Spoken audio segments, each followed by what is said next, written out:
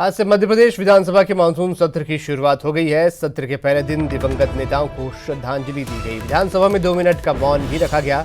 इसके बाद पहले दिन की कार्रवाई कल तक के लिए स्थगित कर दी गई। आपको बता दें, एमपी विधानसभा का मानसून सत्र 26 जुलाई तक चलेगा, जिसमें 15 बैठकें होंगी। विपक्ष ने भी सरकार को घेरने के लिए पूरी तैयारी कर ली है। सदन की कार्यवाही के दौरान विधायकों का गर्भगृह में जाना पूरी तरह से प्रतिबंधित होगा। विधानसभा की नियम समिति ने प्रस्ताव तैयार किया है। वहीं नियम समिति के प्रस्ताव पर विपक्ष ने आपत्ति जताई है।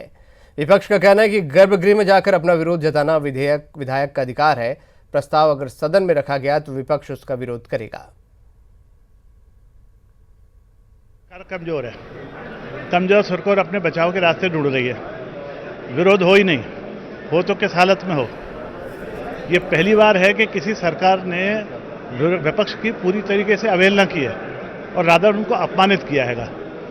तो ऐसी सरकार से और ऐसे अध्यक्ष से इससे ज़्यादा हम कोई और चीज़ अपेक्षा करते भी नहीं है कि वो नियमों की आड़ में सरकार के विरोध को दबाना चाहते हैं, बचाना चाहते हैं।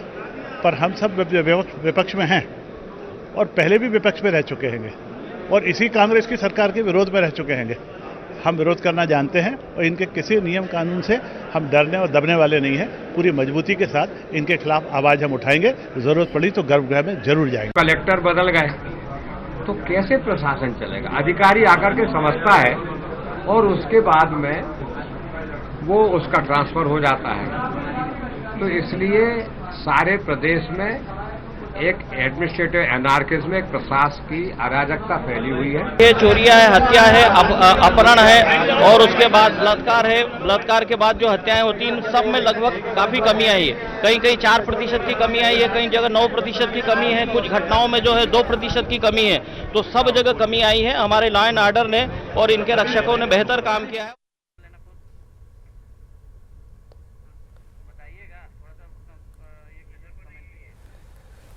तो आज से विधानसभा के मानसून सत्र की शुरुआत हो गई है और मानसून सत्र में शुरुआत में नेताओं को श्रद्धांजलि दी गई और उसके बाद 2 मिनट का मौन भी रखा गया। इधर भोपाल से खबर, जहां शेरा ने फिर जताई मंत्री बनने की इच्छा। निर्दलीय विधायक सुरेंद्र सिंह शेरा ने इच्छा जताई है, मंत्री बनेंगे हम। सुरेंद्र सिंह ने कहा है, काम तो मंत्री से ज्यादा करवा रहे हैं, बहुत शानदार बजट ला रहे हैं हम। तकलीफ ये है कि केंद्र ने पेट्रोल डीजल के दाम बढ़ा दिए हैं। कर्नाटक का यहाँ पर कोई असर नहीं। उन्होंने कहा है, बीजेपी के 5 से 6 विधायक लेकर आएंगे हम। सुरेंद्र सिंह ने यहाँ पर कहा है, तो बनेंगे ना भैया, अपन तो मंत्री से ज्यादा काम करवा रहे हैं। मंत्री लोग तो वैसे समय से हमें घूम रहे हैं, अपन तो पूरा काम करा रहे हैं मन से, ताकत से। हाँ, मंत्री तो बनेंगे ना भैया, अपन तो मंत्री से ज्यादा काम करवा रहे हैं। मंत्री लोग तो वैसे समय से हमें घूम रहे हैं, अपन तो पूरा काम करा रहे हैं मन से, ताकत से। पिछली बार विधानसभा के वक्त सिंहस्थ घोटाले, मंदसौर गोलीकांड और नर्मदा किनारे हुए पौधारोपण में सरकार को कोई खामी नजर नहीं आई थी। मानसून सत्र में भी ये नजारा देखने को मिला, जब कांग्रेस के विधायक हरदीप सिंह डंग ने किसानों पर केस वापसी को लेकर सवाल दाग दिया। उन्होंने पूछा, पिछली सरकार ने राजनीतिक दुश्मनी के चलते कितने मामले दर्ज किए और उन्हें कब तक वापस लिया जाएगा। इसके जवाब में गृह मंत्री बाला बच्चन ने लिखित में 2 टूक जवाब दिया कि मामले विधि सम्मत दर्ज किए गए।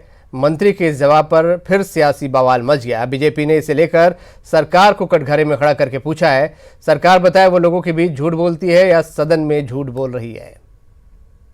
मंदसौर में किसान आंदोलन के दौरान लगाए गए पुलिस प्रकरणों पर जिस प्रकार से बयानबाजी करते रहे, उसकी सच्चाई की पोल विधानसभा के भीतर गृह मंत्री के जवाब में खुल गई। वो कह रहे हैं उसी जवाब जो उनके ही कांग्रेस के विधायक का सवाल में उन्होंने दिया है कि ये सारे प्रकरण विधि सम्मत प्रक्रिया के तहत लगाए गए थे। जब विधि सम्मत प्रक्रिया के तहत लगाए गए थे तो फिर सवाल उठता ही नहीं है। इसलिए इसका मतलब है कि ये सरकार केवल और केवल राजनीतिक तौर पर आरोप प्रत्यारोप की राजनीति करती है। सच्चाई कुछ और है, जिसका बखान अंदर करती है। या तो विधानसभा में झूठ बोल रहे हैं या विधानसभा के बाहर झूठ बोलते हैं। विधायक आकाश विजयवर्गीय बल्ला कांड मामले में भाजपा के बड़े नेता और केंद्रीय मंत्री थावर चंद गहलोत का बयान आया। गहलोत ने आकाश को नसीहत देने के अंदाज में कहा, व्यक्ति जब जनप्रतिनिधि बन जाता है तो उसे कानून, कागज और कलम का उपयोग करना चाहिए। साथ ही ये भी साफ किया, भाजपा में कार्यकर्ता से लेकर विधायक तक के प्रशिक्षण होते हैं।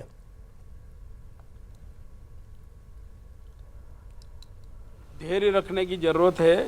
जब आदमी जनप्रतिनिधि बन जाता है तो कानून, कलम और कागज का उपयोग करना। हमारी पार्टी में कार्यकर्ताओं का भी अभ्यास वर्ग होता है, विधायकों का भी होता है, और अब तो हर पार्टी करने का कोशिश कर रही। कल या परसों पेपर में पढ़ा था कि कमलनाथ जी ने भी कांग्रेस के विधायकों को ट्रेनिंग देने का काम किया है। बीजेपी के बल्लेमार विधायक आकाश विजयवर्गीय पर प्रियंका गांधी ने ट्वीट करके निशाना साधा। प्रियंका ने कहा, बीजेपी नेताओं को जनता की सेवा करनी थी, लेकिन कर्मचारियों की पिटाई करते हैं। कोई सत्ता के अनक में बल्ले से पीटता है तो कोई टोल शुल्क मांगने पर फायरिंग कर लाठी डंडे चलाता है। साथ ही ये भी कहा कि क्या इन लोगों पर सख्त कार्रवाई की संभावना है।